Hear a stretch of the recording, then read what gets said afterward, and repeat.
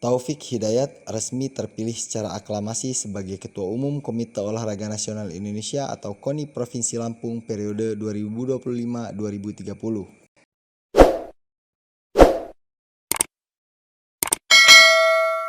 Ia terpilih sebagai Ketua Umum dalam Musyawarah Olahraga Provinsi Luar Biasa atau Musprofluf KONI Lampung pada Kamis 26 Juni 2025. Pensiunan pejabat pemerintah Provinsi Lampung ini terpilih aklamasi lantaran Faisal Jausal mengundurkan diri dari pencalonan sebagai Ketua Umum KONI Lampung. Menurut Faisal, ada beberapa pertimbangan yang mengharuskannya untuk mengundurkan diri dari pencalonan, yakni masalah umur dan kesehatan, serta restu dari keluarga dan anak-anaknya. Meski begitu, Faisal memastikan dirinya akan tetap mendukung dan tetap berkontribusi bagi KONI Lampung.